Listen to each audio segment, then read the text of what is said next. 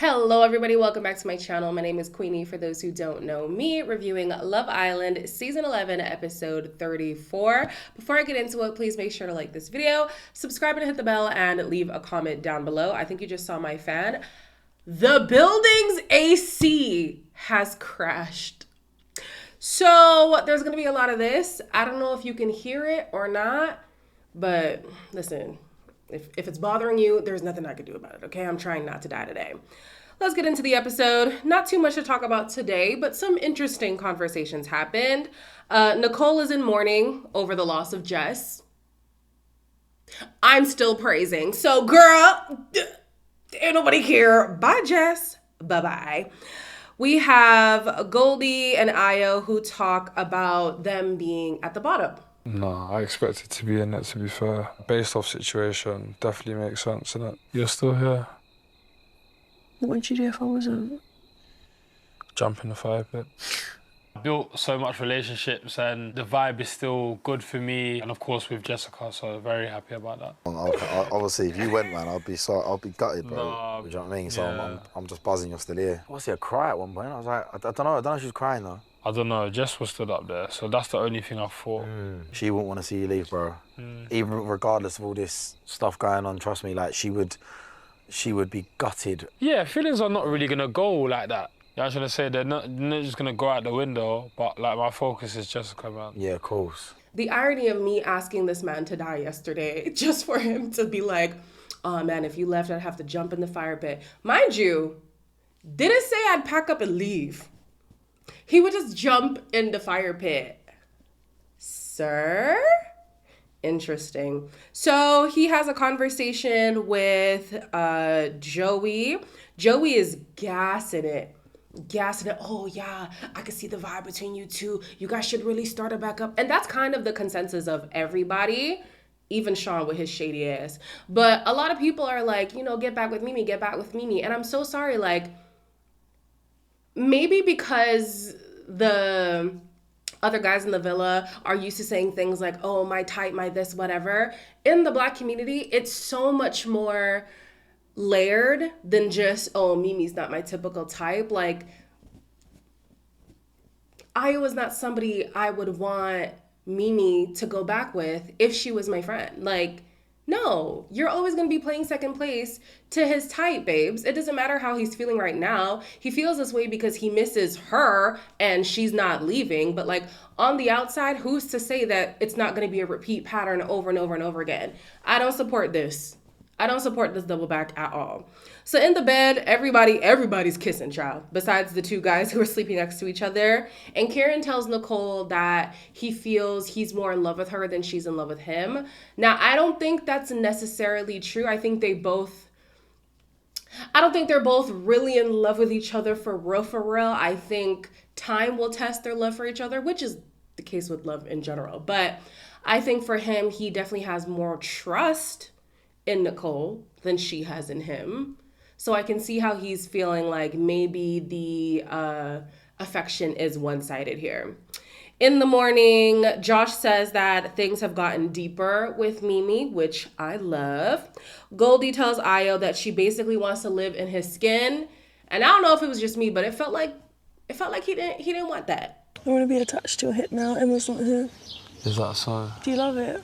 You absolutely do. It's a bit much. No, What do you it's think? not. You love it. Do you think so? Yeah. No, I'm joking. Things are sweet and you just want them to continue in that stead. Well, your best friend. Are you? I want you to say I love you so much. Oh my God! I want you to say What I do you love you want so from much, me? Jess. I'm so happy you're here. I'm not even gonna lie to you. I felt Goldie in this conversation because I'm the same. If I'm into you and I want to be in your skin. I want to be on you like a skin graft. Like, yes, I am a part of you now. But I don't know if he's catching the ick. I don't know if after reflecting on his actions, he's genuinely having regrets. Like, I don't know what it is, but it seems the momentum between him and Goldie has died down. But she's kind of like leaning more into it while he's leaning out of it. I also wish we got to see the conversation of what he told her happened in the Mimi exchange. Like, we didn't get to see that conversation. I wanted to know. I really wanted to know how he pitched it to her. Maybe that would show us where his head is really at. That's probably why the producers cut it out, though, because they want us to have that mystery of, like, is there actually a chance of Io doing a U-turn? God, I hope not. Like, please. He is too nonchalant for any of these girls. I feel like both of the girls are lover girls, Mimi and Goldie. And he just... I don't know what he thinks this is. Like... He doesn't give the women the energy that I feel like they deserve. And it's so hard to watch. Like, no, it really couldn't be me. Ruben and Grace say that they are both surprised by each other and are interested in getting to know each other more. You need to actually see if you're compatible. That's what.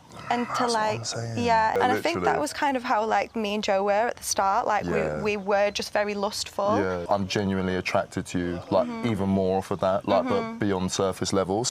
I'm enjoying chatting to you and getting to know you. Like, you actually want to get to know me as a person and see if that works. And then if it does, then you build on happy days. the extras. Yeah, exactly. I think this is the only conversation we see of them, but later on in the episode, they are cuddled up while the guys are going on dates. So it does seem like that connection is developing. Good. Grace, don't look over in Josh's direction, please, and thank you, okay? I really love Ruben's confidence.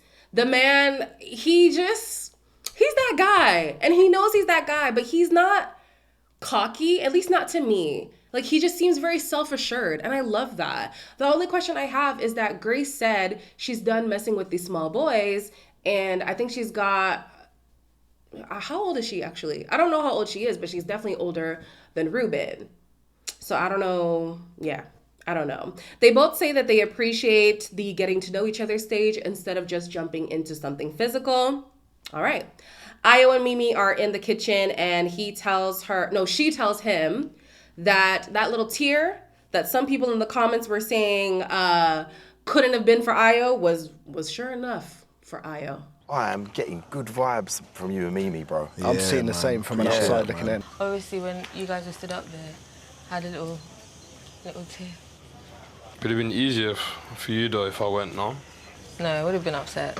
It's nice that we're cool. I'm glad that we're fine now. Do you know what I mean? Because, you know, a week ago, I wouldn't even be sat in this perimeter.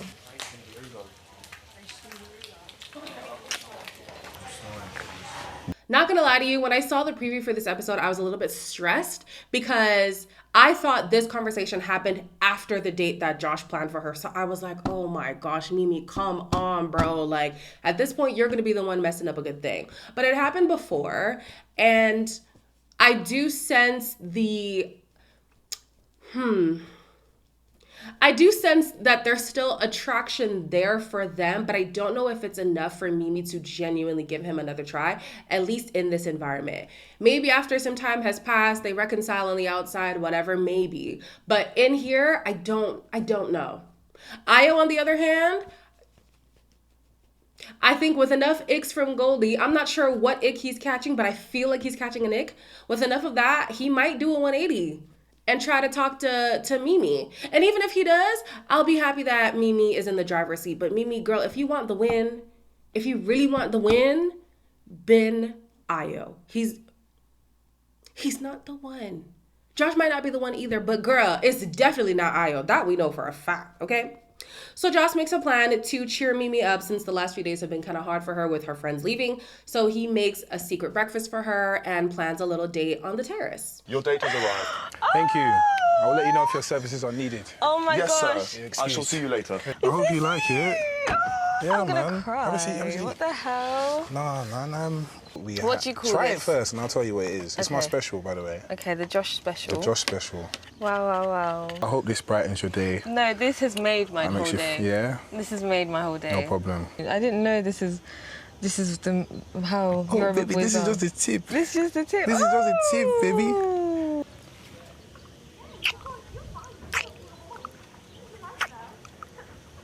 You know that Jill Scott meme when she has her head wrapped and she's in the car? That's what the fuck I'm talking about. God. That's me. That's me. Like, this is what I'm talking about. The way I was smiling like a dummy, you guys. I was smiling from cheek to cheek like a dummy throughout the, It was so, Mimi, you see intention? Mimi, you see effort? Whether or not Josh is here for a long time, at least have a good time. And right now you having a good time, girl. I love to see it, child. He is knocking it out the park. He has redeemed himself from that speech that we're just not going to talk about anymore. So Sean, with his snake self, is talking to Ayo and Kieran about where their heads are at. I saw you in the kitchen earlier cooking up some eggs. Mimi was floating about in the kitchen, you know. It's tough to watch Mimi be around here the way she is. Well, I feel like that says something in itself, you know. What's going on with you, Kieran? You love her more? Yeah, sort of thing. Do you think that's a problem? I just love it a bit today. I just don't want to do anything to fuck it up. So with Kieran, I think Nicole really does like him. I think things will also be better on the outside after she's had time to like come into her own, collect herself, watch herself back, maybe hear some input from the family. Like, she just needs a reset because this environment has made her, well, I can't say made her because I don't know how she was before coming on the show, but she's definitely been neurotic while being on here. So yeah, maybe she just needs a talk from her family. Maybe she needs a little girls' night out with her friends to see that, okay, Kieran is actually serious about you. He got feelings for you, girl. Quit tripping. Ayo, shut up talking to me. Shut up talking to us. We don't, stop. And Sean, you definitely need to shut up talking to us. Because this man even said, this is how I know he speaks foolishness. He's like, oh yeah, I know Nicole is an understanding woman. Which Nicole? Must be a new one. Must be a different one. Because it can't be the one that we have seen for the last month and some. Oh, this man don't make no damn sense, you guys. So Joey and Jessy talk about how natural their connection has been so far, and he is happy that she reacted the way that she did after the challenge because it proves to him that she really does like him. Guys, I mean, I know I just finished saying that Ayo is a little bit too nonchalant for me, but also, like, having these insecure reactions isn't, like, a measure of someone's affection for you. I don't think it should be. I think that's a slippery slope. So every time somebody has a big reaction, that's how they prove to you that they have feelings for you. That's concerning. It's a little bit toxic. Yeah, I don't know. But Jesse's okay with it, child. So, okay. Kieran talks to Josh and says that he is happy for him and Mimi after he just told Ayo that he should go for it with Mimi. These guys, I can't. It's crazy. So Joey gets a text that there is a bombshell who is taking 3 guys on a date, and it is starting with him. I'm not going to lie to you guys. Why did they waste this girl's time? I'm not trying to be shady, but 1, the aesthetic, and 2, the point in which she's coming in the show, I feel like this is a wasted casting. Who? Lolly. I hope she's a horrible, horrible person. See you in a bit. Hi, Joey. Hello, Lolly. Hi, nice to meet you. How are I'm you, girl? Lolly. How are you? I'm good, thanks, babe. How are you? No problem. Thanks for choosing me first. You are very welcome. We ain't like, I can't fully say we are closed off. I can't speak for her. But for my head to turn, it would take a lot. I know what happened to, no offence, Ruben and Uma. No, But at the same time, I can't complain because I did it to you. Exactly. It's just ironic, isn't it? Yeah. I did the exact same thing to you, so I really have no leg to stand on here. They're not going to be in a hot tub in the evening. Okay, so that's really great. Thank you, Grace. They're going to be in bed or on the kissing swing. The anger on Jesse's face was absolutely comical to me. And then to add insult to injury, she had to confide in Grace, knowing she has no foot to stand on. Like, baby, the jokes write themselves. Then Grace, I don't know if Grace was doing this on purpose, but she was like, yeah, the hideaway, it's really just a bed in there. Oh yeah, and there's a pool and there's like a swing. Like, you're not comforting right now. You're not making things any better. I don't know if that was on purpose or if she was just stating facts, but Jessy, you should have known the guy that you were with. You should have known the guy that you were with. I don't know what else to say after that. She does say that she trusts, every time I stop fanning, like I can feel my body get hot. She says that she trusts Joey. It's the girl that she doesn't trust, which to me is always a weird statement because if you have trust in your partner, the other person's intentions would mean nothing to you, in my opinion, because your partner will have the final say on what happens between them, legally speaking. If anything happens and it was against your partner's will, honey, that's a crime. If anything did happen and your partner let it happen, it's your partner who you shouldn't trust, not the other person. Like, that philosophy never made sense to me. But anyway, she had a big reaction after he came back from there. And I guess this proves to him again that she really does care for him. It's just a weird thought process. The next person on the date is Connor. To me, they didn't really speak about much. They did talk about her necklace, which is 1111. And she says that she sees that number a lot. And it is actually Connor's birthday as well. I might as well get a necklace like that too. Because every time I check the clock, it's some kind of repeated number, and oftentimes it's 1111. Like, that's crazy. I checked right now and it's not. But typically it is. I swear, typically it is. The date after that was Kieran. I don't know why this girl wants to talk to Kieran, but yeah. I'm glad that Kieran just immediately was like, listen, I'm not even trying to make you feel uncomfortable. I already know where my head's at. Like, it's not even a debate. And she was like, I just want to get to know everybody. Kieran? Really? I think she was coming in for Blade or something, and Blade left because there's no way she's into Kieran. Like, to me, that doesn't even make any sense.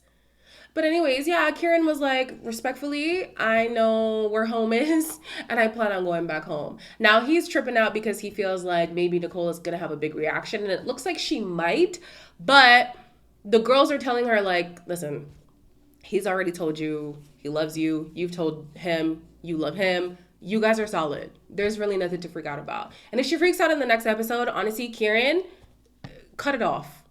Cut it off, because I feel like this is aging him. The man is only 21. He's going to leave the show being 28. Like, it just, nah. Nicole has no right to actually flip out, because Kieran has been on his good feet for the last few weeks now. So we'll see what happens in the next episode. We didn't get it tomorrow night. Did we? Tomorrow night. I don't think we got it tomorrow night. Yeah, poor girl. I don't know what she's going to do here. What was the point of her coming? There really was no point. Anyways, like, comment, share, and subscribe. And I'll see you guys in the next one.